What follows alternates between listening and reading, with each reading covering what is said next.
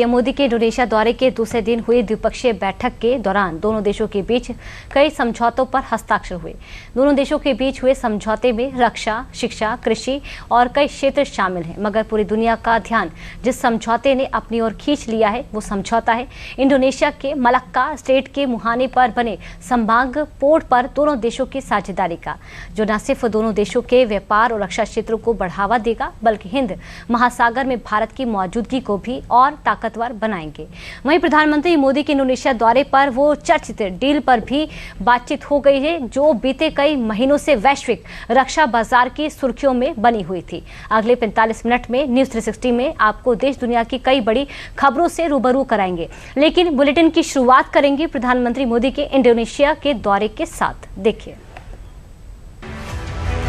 साबांग से ग्रेट निकोबार तक, Malacca gateway से इंडो पैसिफिक तक हम connectivity, logistics, blue economy, maritime security और ट्रेड रेजिलियंस में नए अवसर पैदा करेंगे।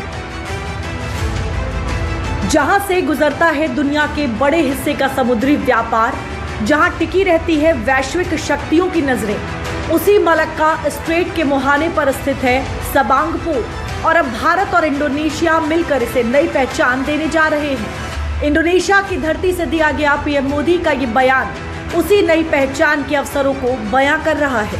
पीएम मोदी के विजन के साथ शुरू हुई ये साझेदारी सिर्फ एक बंदरगाह के विकास की कहानी नहीं, बल्कि हिंद महासागर में भारत की बढ़ती रणनीतिक भूमिका और हिंद प्रशांत में उसकी दीर्घकालिक सोच का नया अध्याय है।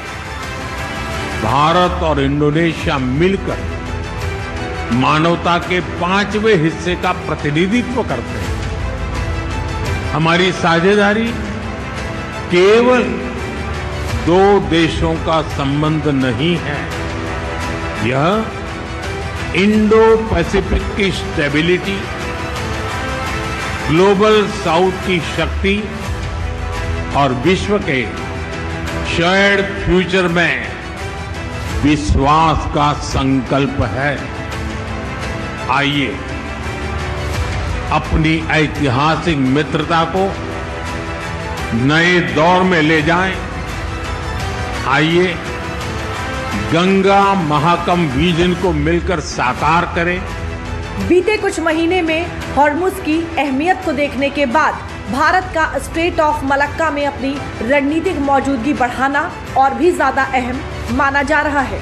अब भारत और इंडोनेशिया मिलकर हिंद महासागर में अपना हॉर्मुज बनाएंगे। ये हॉर्मुज स्ट्रेट ऑफ मलक्का के एंट्री पॉइंट पर स्थित होगा। भारत के लिए इसकी अहमियत के साथ साथ इससे जुड़ी कुछ जरूरी बातों पर भी नजर डाल लेते हैं। इंडोनेशिया का सबांग पोर्ट अंडमान निकोबार से करीब 160 किलोमीटर दूर है। ये मलक्का स्ट्रेट के मुहाने पर है। भारत के लिए इसका महत्व अत्यंत रणनीतिक और आर्थिक है।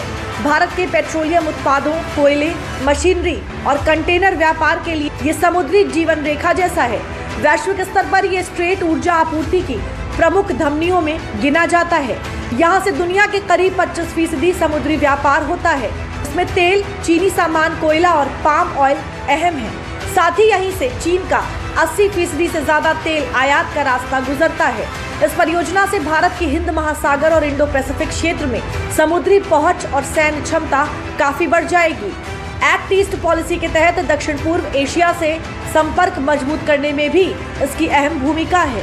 हिंद महासागर में भारत की मौजूदगी को बढ़ाने वाले समझौते के साथ साथ दोनों देशों के बीच कई अहम समझौतों पर हस्ताक्षर किए गए। इंडोनेशिया के दौरे के दूसरे दिन पीएम मोदी ने दोनों देशों के बीच हुई द्विपक्षीय बैठक में हिस्सा लिया। भारत इंडोनेशिया के बीच मंगलवार को जकार्ता में द्विपक्षीय बैठक में लगभग 20 समझौतों पर हस्ताक्षर हुए, जिसमें से कुछ अहम समझौतों पर नजर डाल लेते हैं। मैरीटाइम सेफ्टी और सिक्योरिटी पर सहयोग, भारत और इंडोनेशिया के बीच ब्रह्मोस डील पर लगी मोहर।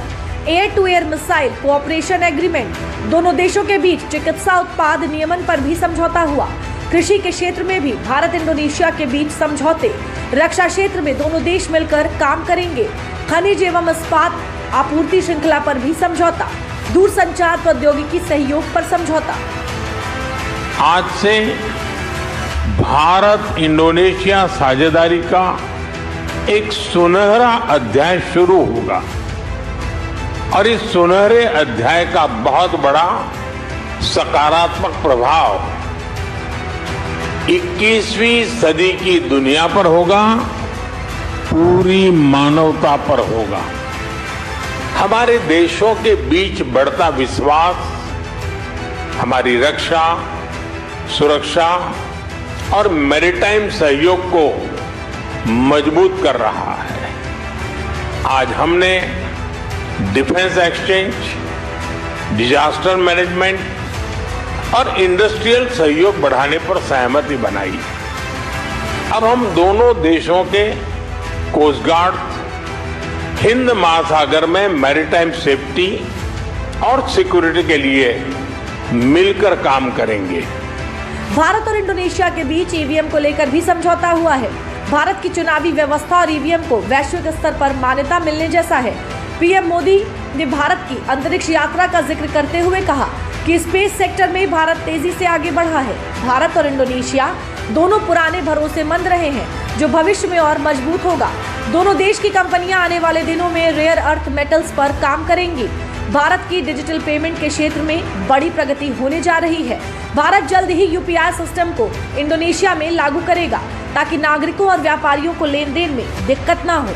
Friends, people to people ties हमारे संबंधों की सबसे बड़ी शक्ति है। हमें बहुत खुशी है कि भारत की यूपीआई इंडोनेशिया के पेमेंट सिस्टम के साथ इंटीग्रेट होने जा रही है। इससे ईज ऑफ डूइंग बिजनेस और ईज ऑफ ट्रैवल दोनों को ही बल मिलेगा।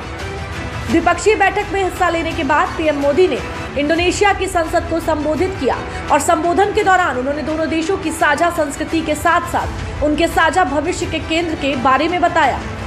हमारी राजधानियां भले ही हजारों किलोमीटर दूर हो, लेकिन समुद्र में हमारे बीच केवल 150 किलोमीटर की ही दूरी है। दूसरे देशों में समुद्र भले ही सीमाओं और दूरियों का कारण रहा हो, लेकिन भारत और इंडोनेशिया के बीच समुद्र दूरी का प्रतीक नहीं रहा। समुद्र हमारे बीच एक सेतु है। ये हमारे साझा भविष्य का केंद्र है। इंडिया, इंडोनेशिया और इंडियन ओशन, ये नाम हमारे आपसी जुड़ाव की गवाही देते हैं। हजारों वर्षों तक हमारे पोर्ट्स दुनिया को जोड़ते रहे। हमारे जहाज व्यापार और संस्कृति को दूर दूर तक लेकर गए। हमारे पास समुद्र से जुड़ी भविष्य की अनेक संभावनाएं हैं। पीएम मोदी को इंडोनेशिया के सर्वोच्च सम्मान इंडोनेशिया गणराज्य के बिटांग आदिपूर्णा सम्मान पदक से सम्मानित भी किया गया। इंडोनेशिया में सम्मान मिलने पर पीएम मोदी ने इंडोनेशिया को धन्यवाद दिया और इस पुरस्कार को भारत की 140 करोड़ आबादी को समर्पित कर दिया। आज सुबह मुझे इंडोनेशिया का सर्वोच्च सम्मान पाने का भी सौभाग्य मिला। मैं कोटि कोटि भारतीयों के प्रति इंडोनेशिया के लोगों के स्नेह को हृदय से, नम्रता से स्वीकार करता हूं। ये सम्मान हम दोनों देशों की डेमोक्रेटिक वैल्यूज का है, साझी विरासत का है और दोनों देशों के मजबूत होते रिश्तों का है। इसके अलावा पीएम मोदी ने जकार्ता में हुए कम्युनिटी इवेंट में हिस्सा लिया और इंडोनेशिया में मौजूद प्रवासी भारतीयों को संबोधित भी किया। भारत और इंडोनेशिया दिल से भी करीब है और भूगोल से भी निकट के पड़ोसी हैं। भारत के ग्रेट निकोबार द्वीप से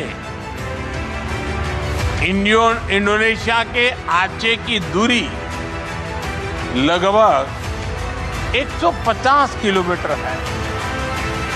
सोचिए, भारत के एक द्वीप से इंडोनेशिया भारत के राज्यों से भी ज्यादा करीब है। पीएम मोदी का इंडोनेशिया दौरा कई मायनों में खास रहा, चाहे वो दोनों देशों के विभिन्न क्षेत्रों में हुए साझा समझौतों की बात हो या फिर इस दौरे से इंडो पैसिफिक में बढ़ती भारत की मौजूदगी की।